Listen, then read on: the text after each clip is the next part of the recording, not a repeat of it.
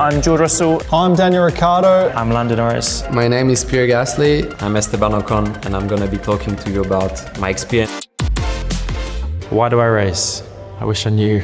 I race because of a thrill of speed. That adrenaline rush is just incredible. I race because I love competition, first of all. I race because I love speed. I love sitting in a race car and be on the limit, on the edge. I'm a super competitive person, so I need to have competition in my life in anything I do. I get to compete driving the fastest cars and racing the fastest cars in the world, and to me there is no better life than that. So. I want to be the best driver there is. I want to be better than every other driver that I'm racing against. And I love it. Simple as that. Next question. I think if we had to have only one thing and one thing only, it's neck. It's our neck strength. I have a strong neck, big neck. Everything in the car is supported very well. So I have the seat belts, I have a seat which is made for me, so it's very, very comfortable. The only thing which is not supported is our head.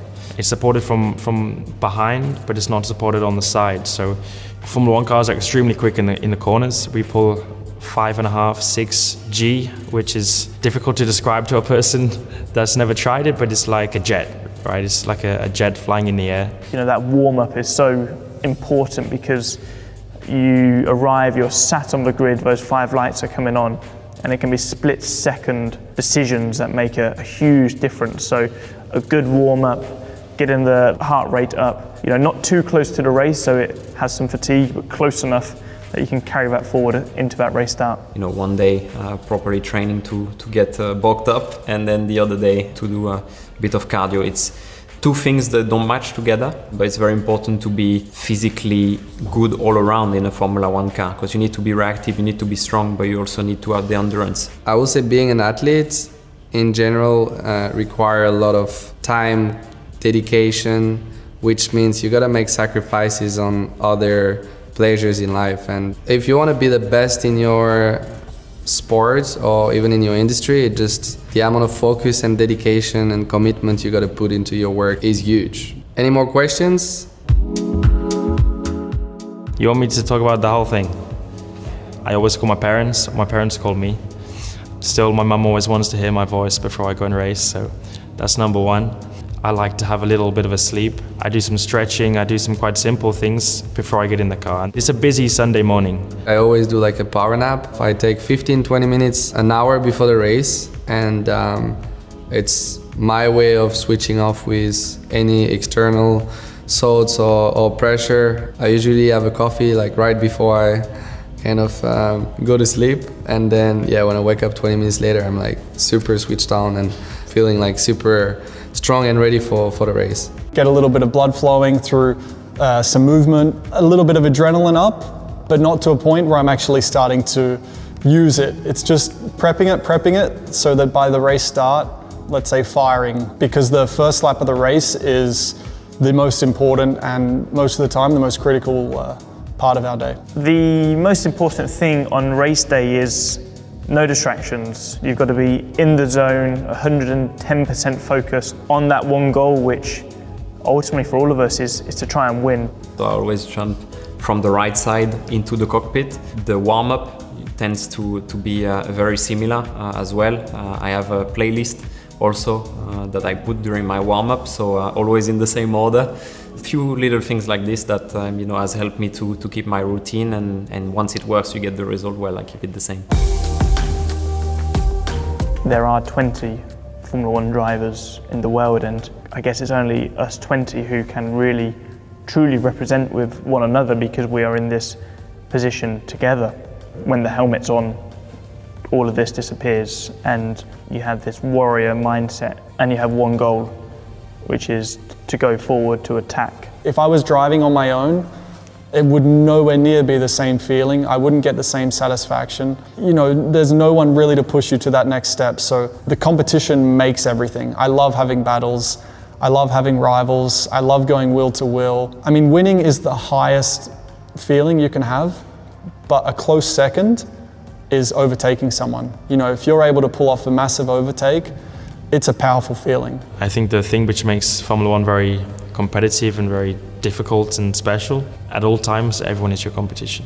There is, of course, the guy you want to beat, who is probably the champion from the previous year. But there's never one competition. I guess maybe in this time, where we are right now, it's Ferrari. But next year it might not. Maybe it can be a Mercedes or it can be any other team. It's definitely a bit of an alpha kind of feeling. I wouldn't do it if the competition didn't exist. I'm not gonna give the name to all the other drivers, but I enjoy, doing the races. I've worked my whole life to get where I am today. It's a lot of fun. An aspect which I'm always trying to improve, really making a point to be completely switched on, have 100% clarity, and also a little bit of aggression and anger in the first 30, 60 seconds of the race. That's where I want to be better than everyone, and that's what I'm working on getting better at. To become world champion one day, so it is not one thing to improve, it's a lot of different details that you need to get right to reach that level, but it is my ultimate target and that's what I want to be. I think the biggest thing for me is having mistakes, making these mistakes allow you to learn, allow you to develop, and if you go through your career, especially as a youngster, making them mistakes, you can't learn from that, and mistakes will always happen later down the line, so not being afraid to make mistakes and learning from them, and I believe that is the best way to improve and develop your skills. For many years I had someone, a psychologist who I would speak to, because especially my first year of Formula One, there's so much pressure, there's so many things to think about. It can start to have quite a big impact on you as a person. So speaking to someone, opening up, saying what you struggle with, then can really help you when you come into the races and when you need to think of so many things at the same time. Most teams have, between 500 and 1,000 people. So there's a lot of pressure on us drivers to perform and to deliver, let alone, the world watching in a way. So that's a pressure in itself. We get support from the pits and our team during the race, but ultimately it's us behind the wheel. So you kind of have to break down all the externals and really just focus on the act. And I think use that pressure as a platform to, show off, succeed, be the best. I think if you get to a point where you can smile and laugh in those high pressure moments, then you're 2 steps ahead of your competition. There is of course a lot of pressure in Formula One when you are performing, when you are feeling surrounded well by the team, by your team, by the people that you care. I think this is the most important. I think the entourage is probably the most important thing, and that helps you to keep the stress level low. There's one person who speaks to me at any time during the race. There's one person, so he needs to know the right things to say to me sometimes, because of course we get angry, we have a lot of emotions when we're driving a Formula One car, so you can be happy, sad, frustrated, mad, angry, whatever. Dealing with all of this and not letting it affect you is very important. So then also this one person who can speak to you, he needs to know the right things to say in order to make you focus, in order to make you calm, in order to make you do the best job that you can do. For me personally, it's not overthinking it and treating it like it's any other session, whether it's a practice session, a qualifying session, a day in the simulator. I'm driving, it's just another day driving. I think it's all up in your head, and if you overthink it and you try and overcompensate, this is when the mistakes do happen. I wouldn't say I'm the best with advice. There's many other things I can do better than give advice, but one thing I've learned, which is always hard to admit, is if you think you're working hard, if you think you're spending a lot of time, there's probably always going to be someone who's spending even more time and trying to work even harder than you are. Always trying to find that little bit more, put in that little bit more effort. It always pays off eventually. The most important is to always believe in your dreams, no matter what happens. I've faced the same situation where people come to you and tell you like, there are only 20 drivers in Formula One in the entire world, so like basically you've got no chance. Even if there is 0.0001% of chance you'll make it. That's the mentality that I followed, and it wasn't always fun to listen to these guys, but it kind of filled me up with so much energy to prove them that that's not the right approach. Like I think you should always fight for your dreams and try to make them true, and it might not work, but at least you try, and then if it works, then you end up the happiest in your life. My advice would be just enjoy what you do. If you have the chance to race in go-kart already, it is a big chance. A lot of drivers that I know are not able to already race in karting. So, take your time. If you are racing, just don't stress about it. Just be yourself. It needs to remain fun.